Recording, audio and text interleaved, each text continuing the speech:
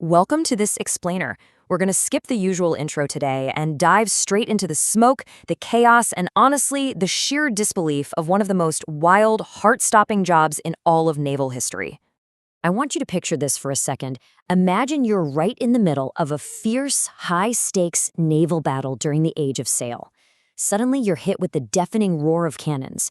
There's this thick, choking black smoke just filling the air, literally blinding you to what's happening even a few feet away. The heavy wooden decks beneath your feet are violently shaking.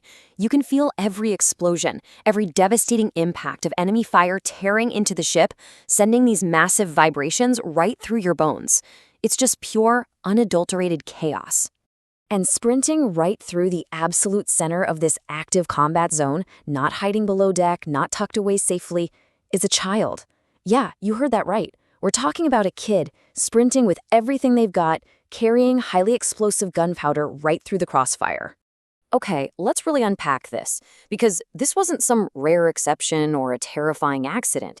No, this was a formal, heavily relied upon naval position known as a powder monkey. It was a role that thousands upon thousands of children held aboard warships for over 2 centuries. Today in this explainer, we're going to figure out exactly why kids were thrust into this insanely dangerous job, what their daily lives actually looked like when the cannon started firing, and how this whole practice eventually vanished forever. Section 1. The Gunpowder Problem and Why Warships Needed Runners. So here's the logistical nightmare they were dealing with. Warships relied on multiple decks of cannons, all firing at once. But you obviously couldn't just keep giant piles of explosives sitting right next to the guns, right? For safety, the gunpowder had to live deep down at the very bottom of the ship, in a heavily protected area called the magazine. They kept it as far away from enemy fire as possible so a single stray spark wouldn't just blow the entire ship to pieces. But this meant someone had to physically run individual cartridges from that magazine up multiple steep ladders and through the crowded ship to the firing cannons. And they had to do it over and over again so the guns never stopped firing. Section 2. The unlikely solution and why they decided to hire children. The reasoning here really exposes the brutal, calculating logic of the era. You might be wondering, why not just use adult sailors? Well, first off, kids are small, light, and agile. They were way faster at navigating those narrow, crowded ship corridors and ladders than full-grown men. Second, on a ship taking heavy enemy fire, a child sprinting across the deck actually presented a statistically smaller target to enemy gunners. It's grim, but true. And finally, they were a readily available workforce. A lot of these kids were orphans desperate for food, shelter, and a bit of pay, or they were simply the sons of sailors who were already serving on the ship. And while most powder monkeys were between 10 and 14 years old, naval records actually show some ships employing boys as unimaginably young as 8 years old. 8. Just think about the 8-year-olds you know today. Now try to picture them performing this highly synchronized, absolutely critical combat role while an enemy warship is literally trying to blast them out of the water. It's wild. Section 3. Running Through the Chaos, A Day in the Life. You know, during peacetime, these boys mostly did mundane chores, cleaning up, running messages, learning the ropes. But the absolute second a battle began, everything instantly shifted.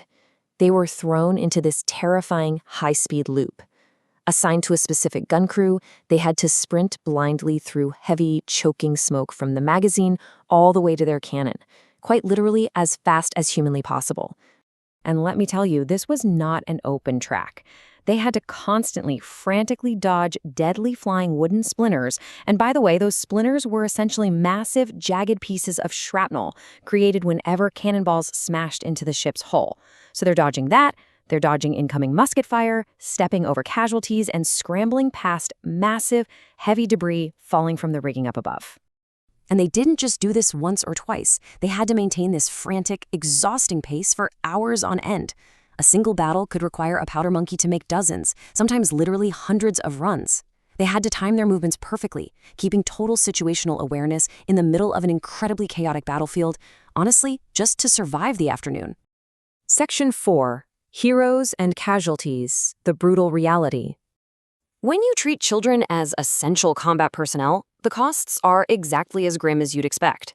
As you can see, they were completely exposed to enemy fire, and tragically, many were killed or wounded. A single spark landing on the powder they carried could trigger a devastating chain reaction explosion. Plus, witnessing all that death and destruction at 8 or 10 years old left deep psychological trauma, even if it wasn't historically recognized at the time. And that's on top of everyday ship hazards like disease and really harsh discipline. Yet, despite this absolute nightmare, these children commanded immense respect. They were heavily praised by the adult crews for their bravery and reliability. They weren't treated like helpless kids. They were legitimate, vital members of the fighting force. This intense expectation of bravery is perfectly captured by the true story of Jack Crawford. During the Battle of Camperdown in 1797, his ship's flag was shot down, which was a massive, devastating blow to crew morale. Young Jack, a powder monkey, didn't run and hide. He actually took the flag, climbed the damaged mast under direct, heavy enemy fire, and personally reattached it himself. He became this celebrated figure in British naval history, which completely proves that these kids were expected to perform under the exact same life-threatening pressure as the seasoned adults fighting right beside them. Section 5. The End of an Era and the Evolution of Naval Warfare. Thankfully, a massive technological and societal shift finally brought this practice to a close.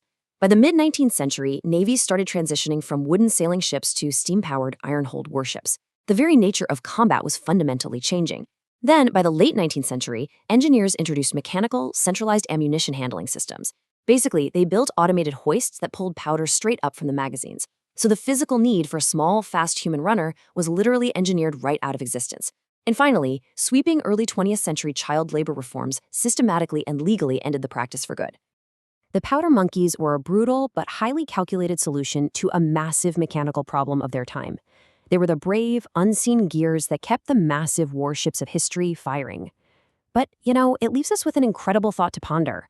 As our own modern technology rapidly progresses today, as AI and robotics step in to replace human effort, what essential, everyday jobs of our world right now will leave future generations completely shocked when they learn how we used to operate? Think about that for a bit, and I'll see you in the next explainer.